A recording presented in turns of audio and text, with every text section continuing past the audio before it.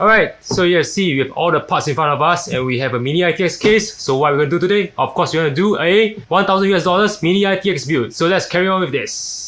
Okay, before we carry on this video, we provide a lot of budget and pro PC build ideas for you to stretch your dollar. So if you're like us, you like to get the best performance out of your dollar, make sure to smash the subscribe button as well as the bell button to see such amazing PC build ideas. So let's now carry on the video. Alright, so how do we get this build? We have a customer called Ryan. He reached out to me by email. He's looking for a Mini-ITX build because of his height restrictions that he have at his house. So his main priority for this build is for his work, and secondary is of course for gaming. That's why we have this card over here. Gonna go through that in a while. As mentioned, he has height restrictions. We had a few considerations, but end up we decided to go with this Silverstone SG13 case. I don't know what part of his house he has for 25cm, but we are guessing he's going to put his build on his bookshelf, and hence he has his height restriction. Probably a cavity or something like that. Yeah. Yeah. You know how furniture is. Yeah, we're wondering what kind of console he has that's less than 25cm, so we'd like to see the final product when he shows us and put it at home. So anyway, Ryan, we leave you up to that. So let's carry on with the build. First thing I'm going to go is the CPU. Tried and tested by Typhoon Systems, the AMD Ryzen 5 3600. For RAM, we have the G.Skill FlareX 16GB kit CL16, of course. Okay, motherboard, we have the B450i Gaming Plus AC by MSI, so also very tried and tested by Typhoon Systems for their Mini-ITX build, so we recommend this. For his gaming, this is the RTX 2060 Ventus XS OC he requested for this. Gordon, what card do you want to give him actually? There were several considerations, but eventually we mutually decided that this was probably the best consideration for this build. For one thing, it's a 2-slot card, it's not particularly that big, so you'll fit just nice in this Silverstone SG13 case. Yeah, I think initially we wanted a 1660 or something. Because let's put it this way, if let's say for 1080p gaming, this is gonna last him a good long while. We managed to squeeze in within a budget for a better card. Okay, to power this system, we have the power supply. This is a 650 watt by Corsair, the CV650. Lastly, as mentioned, we have the SG13 case. It's a box. Yeah, it's a box. It's a very small box. I'll call it the shoe box. Not to put your shoes, but to put your components. And it's very light, you can carry it around. Probably not like this if you're going for a party after this. It's very short, I would say, for a shoebox style case. Yeah, you can see the front panel. We have the two USB 3 and headphone and mic jack. I mean, it is what it is. Doesn't really have a lot of windows, but it fits his size requirements, so we're going with this. Yeah, and I imagine if you're going for a LAN party, yeah, you can just do this. Yeah, you can just carry it under 1 hour. But putting all these things inside, not so sure, maybe 2 hours is better. Anyways, it's already 9:30 PM in Singapore. Let's not waste any time because the customer wants it by tomorrow. So let's carry on the build. Now, the first thing that I've noticed about the ST13 is that once I've taken out all the outer panels, like let's say the slide-off panel here, the front as well as the hard disk cage, it's a very open concept case, so you can see. So I can pretty much imagine that this is going to be a very easy case to work on. Now, the thing is, the SG13, unlike a lot of other cases, doesn't come with any default fans on it. So we're going to put one of our own 120mm 2.2K RPM fans right over here. So that will go to the front. So the plan for this rig is that this is going to be intake, and the power supply is going to sit here, and the power supply's intake fan will therefore also act as the exhaust for the system itself. So how is that going to pan out? Let's get into it.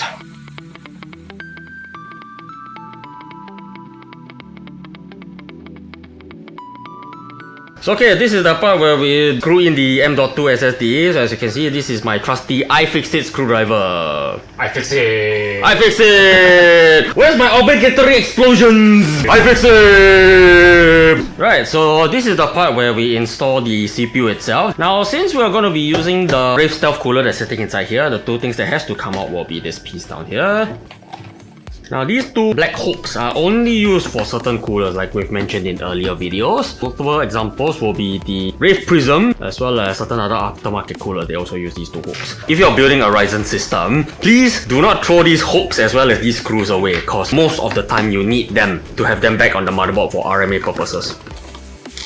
And because of height restriction, can't go with the aftermarket cooler. Actually, we could go aftermarket cooler, but not really that much point actually. So we decided to just stick with the stealth here. So right, we're gonna pop in the CPU itself. Now, unlike a certain Superman, you do not put it like that. I can't blame his confusion. If it was an Intel board, the lettering orientation will be like that. But for Ryzen, it's like that. Horizontal to the board. Like that. But granted, he didn't try to force the CPU. We've broken everything, man. Yeah, you have broken a lot of pins. 3900X is not a 3600. Either way, it's still painful.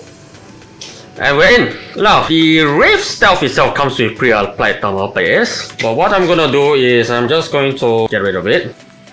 A few moments later. And we're gonna go with the good old try and tested Arctic MX4. At the risk of this joke sounding really old, just put one tiny dot in the center. Do not do artwork on your Ryzen CPU. Thank you very much. So this is the Wraith Stealth. In the first one, you do it in a diagonal pattern. If you start here, for example, the next one you should go for is that side. Crisscross diagonal pattern. When you can feel that these two screws have gone in, then you proceed with the other two. Can't really over tighten the stock cooler itself because there will be a certain point where it will just stop. So when you start feeling resistance and then it just stops like that, then you know you're done. So we're gonna use the CPU fan one for this. There's one more fan header that's gonna be used for the front fan. So let's get this out of the way first. We'll tidy up the cables later.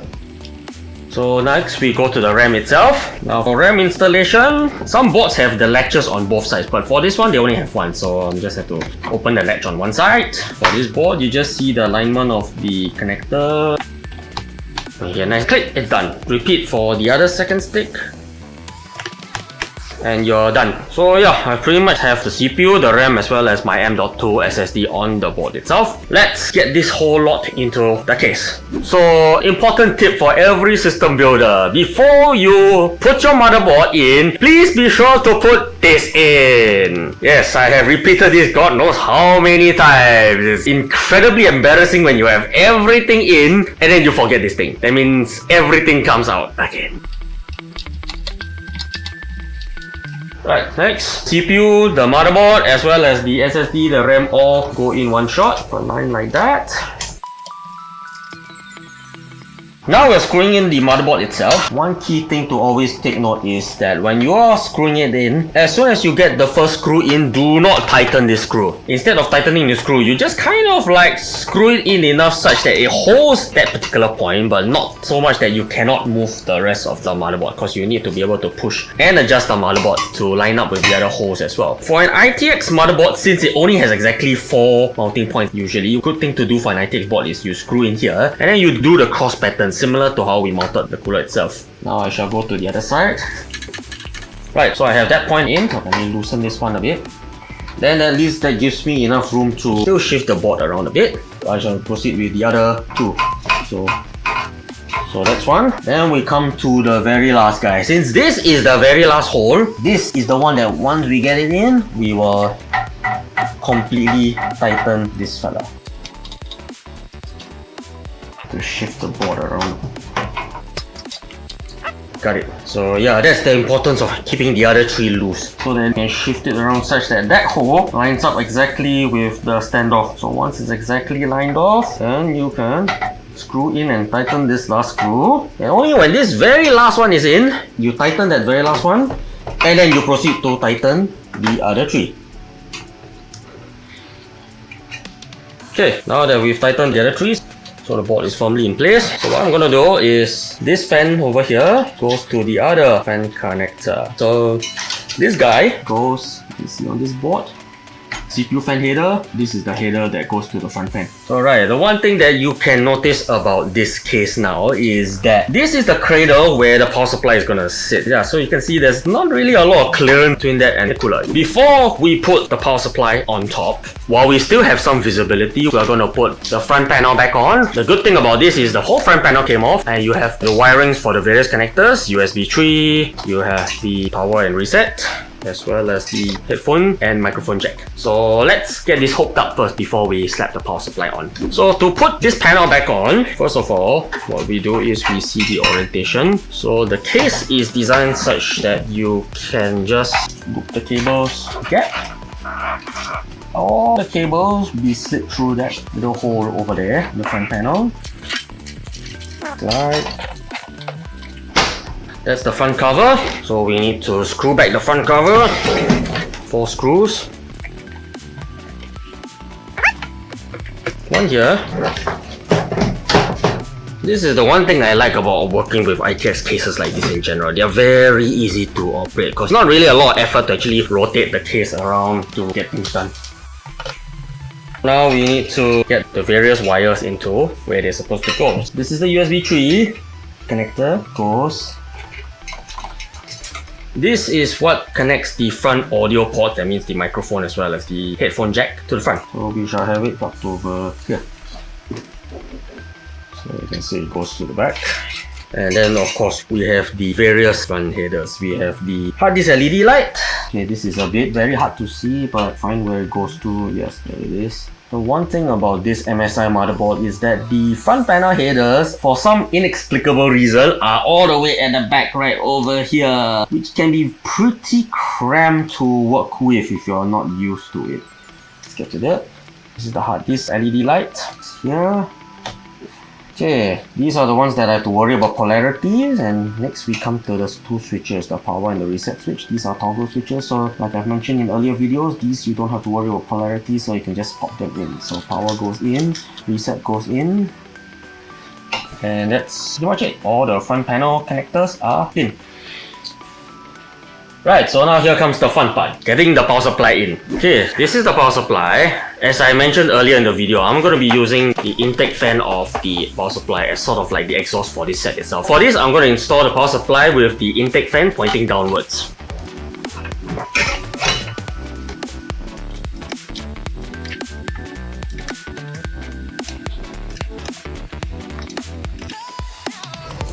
For the power supply, same rules goes as the motherboard. Make sure you don't tighten all 4 screws first. Once you get the last one in, then you proceed to tighten the other 3. So now here comes the challenging part.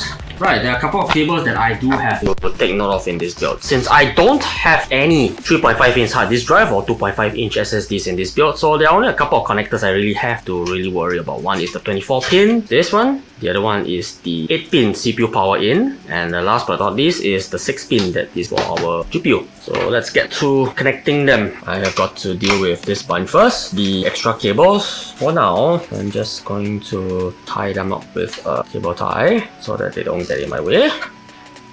It's getting very hard to see because of all the wires. Yes, it's getting very cramped. Yeah, this is one of the challenges when you're building an ITX set, because usually on a full ATX or MATX system, you have lots of visibility. Not so for here. So this is one of the biggest challenge of working in a case this small. You don't really have a lot of ways to see anything. We would like to apologize if you guys can't see anything, because we can't see anything either. Yeah, can't really see anything. I'm going mostly by feel here actually. So right, I'm tilting the case on its side, so I'm gonna go a little bit here and we're gonna pop in the... Anyway, if you guys want a more detailed build guide, let us know in the comments. We'll definitely build out for you guys if the response is great. Let's get the 8-pin in. So the good thing is at least I can tilt this guy on the side. So now that is out of the way, now we proceed to put in the biggest of them all, the RTX 2060. Okay, some graphic cards, when they come to you, they come with these little plastic or rubber things that cover over the, like let's say the PCIe connectors and all that. Please don't throw this away. These are very good for, let's say, if you want to take out the graphic card later on, maybe you want to upgrade the graphic card and you want to keep this in storage. So these are good at covering the connectors as well as for the various ports as well. So do keep this around. We're gonna get the GPU in first. Covers come off.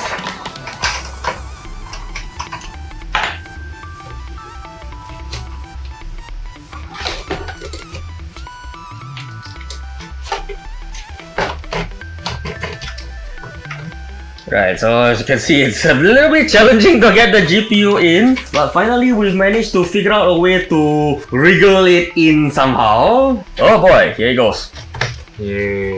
Yeah, so you can see it's quite a fit.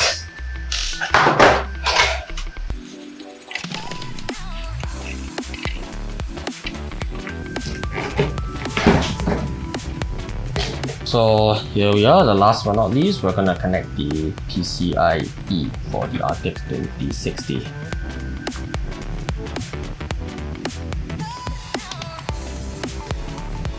Here comes the not so very fun part, cable management for this case.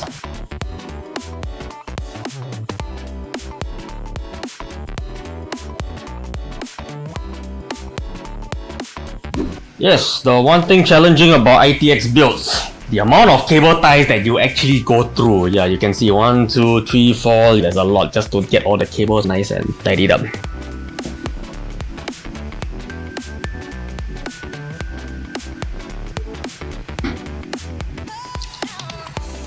So everything is in, now we close the cover.